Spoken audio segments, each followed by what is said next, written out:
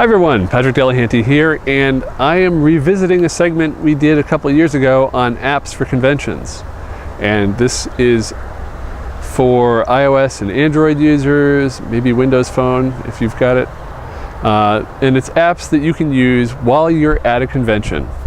The first app is the no-brainer. It's the one that everybody should have if their convention supports it. It's Guidebook. Guidebook is an app that allows conventions to present their program guide information in the mobile format without having to build their own app. And so every convention's year is in here as a separate little guide for any years that is supported by Guidebook and any conventions. Not all conventions are in here, but it is free to sign up for so many downloads. So a lot of smaller conventions will be in here and they get in for free. And then larger conventions can be in here and they have to pay for some of the features.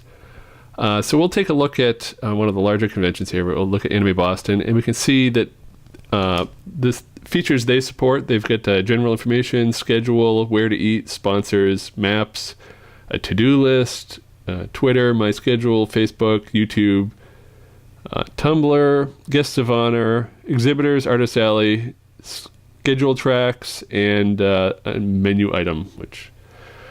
So the main thing that I like about Guidebook is that when you look at the schedule, we can see the schedule of the convention. It's sorted by day and it's ordered by time. And if the convention supports tracks, you can see different colors for the different tracks over on the side. And so like yellow here is a game show. Video would be one color. Guests are purple. So let's say we wanted to see Christina V. This is her autograph. So we wanted to add that to our schedule. Well, we see up here the map of where it's located. We can see a rating. This is helpful for panels. And if you like, you can rate it yourself and say, oh, this was great. And, autograph sessions is probably not the best example for that, but there's description. And then down here, add to my schedule. And this is a part of Guidebook I love the most. And so it tells you if something conflicts with it. I've already got this going on at that time, but we'll add it anyway, and I can choose later. Do I want a reminder when this is coming up? I can do 10 minutes or an hour before. In this case, I don't really need a reminder, so I'll hit none, and it's added to my schedule. And so what I can do is go back to the main menu, and under my schedule, I see everything here that I've marked that I want to do. So I can, there's Friday, there's Saturday, and there's Sunday, and I was running game shows at the convention, so I actually marked all the game shows, which made it easy to say, oh, what's up next, and what do we have to do? Because there's a lot of game shows there. And then you can easily check in on the Twitter and Facebook and YouTube or Tumblr feeds here. You can see the list of exhibitors and what booth number they're at, and it's a lot of good information. We can view the tracks, so we can actually see by type. Now, if we look at, they're not all the same. So if you look at another convention, Nerdtacular, that's a small convention, and see here, there's fewer options. One option that is added that I really like that Guidebook has is attendees. You hit on that, and you can see a list of other people at the convention using Guidebook. In this case, I apparently be the only one, but it still has the schedule feature, and you can mark what you've done. You can do My Schedule. There's a to-do list, so you can have things that you need to remember to do. Like I had to remember, enter the costume contest. And I can add a new one. So like, oh, I need to find Scott Johnson and talk to him. So whatever. General information just has, information about the convention and overall ratings. And so Guidebook is a really great app to have if you're at a convention that supports it, and it's available for iOS and Android, and actually there are mobile sites, so if you don't have iOS or Android, you can go to the mobile site and use Guidebook that way. They've also started adding airports, so you can find a map of the airport and the terminals and what features you have, where to eat, and other options. They've also added national parks, so you can find out information about hiking or auto touring the national parks and other information. So they're expanding outside conventions, which is good.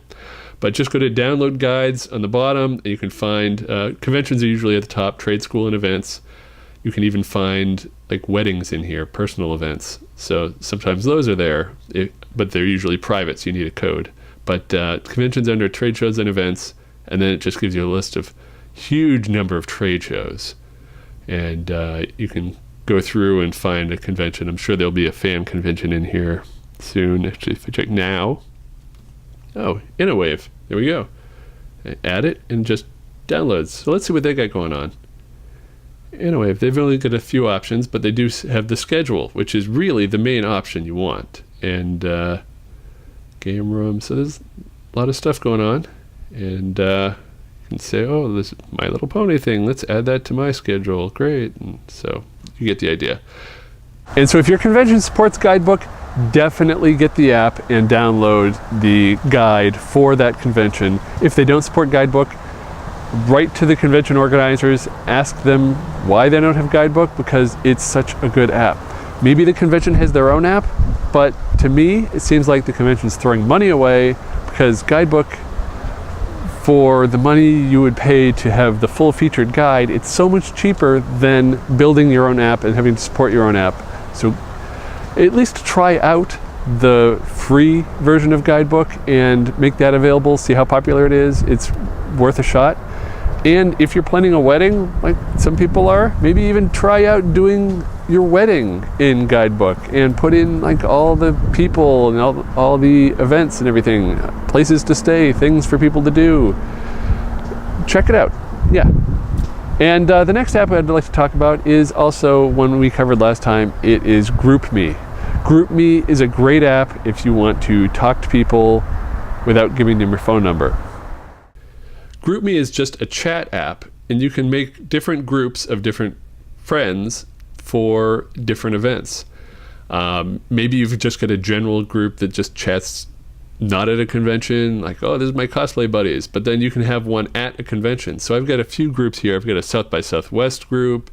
I've got the AnimeCons TV people at DragonCon. I've got Chat Realm at DragonCon, so we can go in and I can say hi to people at Chat Realm, and you just type back and forth. And this saves you from having to do group text messages, and nobody has to know your phone number. So these are people that I want to talk to, but I don't necessarily want them to have my phone number. So I can just type in a message and say, this is talking about DragonCon, so I can say, yeah, we got at the Marriott. And I can put in a happy face. And so then it goes out to everybody in the group that's getting notifications. So I'm sure they'll be thrilled with that. But it has you can do pictures, and it's got a lot of it's a great app to use if you're going to be talking with a bunch of friends at conventions and like, hey, let's meet up to do this. So definitely check out GroupMe. And so that's GroupMe, and I really like GroupMe for conventions where I'm going with a group of people. Maybe I'm not close friends with all these people, and this way we can all keep in touch and find out who's doing what without having to text everybody and make sure everybody's included in the text chain. You can just join the group and you're in, and you're part of the activities. And so it's a great app to use at conventions. You can use it outside conventions too, but really the only time I ever use it is conventions or planning to go to conventions. The next app I'd like to talk about is Eventbrite. Eventbrite does a lot of the registration for conventions, particularly the smaller conventions. And this gives you a good way to get to the convention and get in without having to print out a ticket. And you can use the app to get into the convention without having to print your ticket. So if we look at some events here, I've signed up for a holiday lighted boat parade, just as an example. It was a free event locally. And so this is it. This is my ticket. I can just show this. They'll scan it at the door. If in this example, there really is no door and it's free. But if this was a convention, I could scan it. They would say, oh, you're Patrick Delahanty. Come on in. I can even add it to Passbook so that it's right on my Passbook. and I can just easily pull it up. I don't have to go to the Eventbrite app. I can just go to Passbook and pull this up. Cancel that. And I could add the event to my calendar so I won't forget. And so their app makes it easy to get into the convention if you've paid with Eventbrite. You've got your proof of registration right here in the app. And there's also, you can find other events near you. So if you want to see what's going on this weekend, here's events in my neighborhood and events nearby. And so you can maybe find some other things to do that aren't necessarily conventions. Do you want to go to the Filtz San Mateo Soft Open Party? Great. Or the Guardsman Tree Lot Party? Well, maybe that's something for you. New Year's Eve stuff. So there's other stuff going in here. It's not all conventions, but it's a good way to find something to do. And if you do go to a convention, then you've got your ticket right here. And so it's very handy to have this app. And so that's Eventbrite's app, and it's available on the major platforms. If you go to a convention that uses Eventbrite, if you pre-registered using Eventbrite, definitely get the app, and then you can just show your phone at the door and say, here's my code, scan it, and you're in. It's proof you've paid, and it's a great little app. And if you want to find other things going on in your area, just say, oh, what's going on in Eventbrite? There it is. There's other stuff going on. Maybe not conventions, but a lighted boat parade, who knows? The next event, or the next app that I would like to talk about is one that's useful for comparing dealers' prices with online prices. And I'm sure you've been in a dealer's room and been wondering, is this a good price or is it overpriced? Am I paying too much? Well, Price Check makes it easy to figure out what the price is for that item on Amazon. You just bring up the app and you can scan a UPC code to see what the price is on Amazon. So I'll take the code here and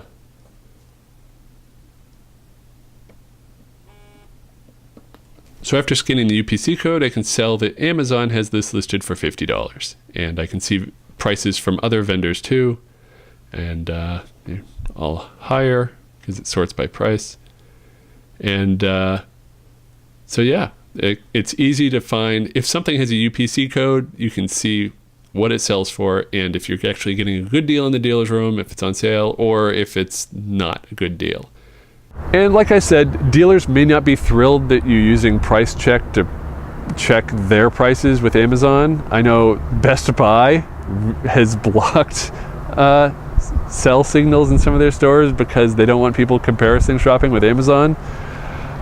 But I, as the consumer, and I'm sure you do too, you want to know the lowest price. And you know, if they're close, if I'm at a con and there's a dealer who's there and they're close to Amazon, I'll buy it. But if they're twice the price, forget it. Especially on things that I never knew existed. And I see it at the dealer's table. I would love to support them, but if they're way overcharging, forget it. But if the price is close, then I don't have to wait for shipping. I can just buy it there. That's great. But at least Price Check puts the information in your hand. You can decide if you want to get it from the dealer or if it's a lot cheaper, get it online. So it comparison shops with Amazon. It's a great tool. Another app I'd like to talk about is one you probably already have on your phone. It's Yelp. Everybody knows Yelp. They've got great restaurant reviews and other businesses. And so if you're in a strange area, a convention, you've never been to the city before, you need to know, where are you going to eat? Just look in Yelp, search for restaurants, and it'll show you all the restaurants nearby and what the ratings are and good places for you to eat. And so make sure you have this on your phone. You can even see the hours, see when something is open. Because if you're looking for late night eats, you can even filter and choose things that are open now. You can have things that are offering delivery, so if you need that. And it's a wonderful tool. Why don't you have this app? You need this app. And so that's Yelp in a nutshell. If you don't have Yelp on your phone, it must be a new phone, because seriously, who doesn't have Yelp? It's perfect. If you need to know how a restaurant is in a strange land, then use Yelp. Everybody, it's like second nature now. Everybody's like, oh, where should we go eat? But Yelp, here's a place over here. It's got good reviews. Let's go. So Yelp is the de facto standard for restaurant reviews online. And if you're at a convention, you need to know where to eat. So Yelp, duh. Another app I'd like to talk about is for those of you 21 plus. It's called Untapped. For those of you 21 and older, this is a fun app to have because it tracks what you drink. So you can check in and check, you can either, if it knows your recent drinks, or you can put in something else. So let's say I had a Sam Adams, and it knows the different types. So I can say, oh yeah, I had the winter lager, sure. And I can check in, I can select a place, and I can rate my beer. So here I could add a location if I wanted to and say, oh yes, I am at this bar. And I could rate it and say, oh yeah, Sam Adams Winter Lager, that is a 4.5. I could post that to Twitter or Facebook. I can confirm the check-in, and then it will let any followers I have know I am drinking the Sam Adams Winter Lager at this place. Come join me. Let's have a drink together. I can also see what all my friends are drinking lately. Here, Bear has this Yin Yang Oatmeal Stout. Alex has the Jubilale. Bear's tried Santer's Slayson. More Yin Yang Open Stout. Joy has the Sam Adams Harvest Season Saison. That sounds pretty good. I had this German thing last night. It was 3. Jeff had this. He gave it 3.5. And so Scottish ale. You can see wide variety of drinks, and sometimes you'll find something that's like, oh, that's great. I want to try that. And you can actually look up and find nearby bars, nearby beers, what's trending. And so if you're looking for a specific beer, where to get it, this can tell you, oh, other people have had this beer at this brewery or at this bar, and you should go there and get it. So you don't have, it's helpful if somebody's on the other side of the country, you don't want to go there to get the beer, find some place near you. And you can easily find friends and add them if they're using this app as well. So Untapped isn't really essential to going to a convention. If you're under 21, there's no point to it, but it's fun. You know, just keep track of what various drinks you've tried, where you've tried it, and let other people know what you think. And, you know, it might say, if you like this, you also like this. So it's helpful for finding new stuff that you like, seeing how many times you've had something. So it's just fun. And the last thing I want to talk about, it's not even an app. It's an iOS feature that makes your favorite websites seem like an app. So if we load up a website, here we've got fancons.com as one example. You can make an icon on your home screen for this site. Just go to this little button down at the bottom and hit add to home screen. And now it lets you title your link. This is a bit long, so I'm going to just shorten it to fancons.com and add. And now there's my icon right there on the screen. So I can load it up and boom, it loads the website right away.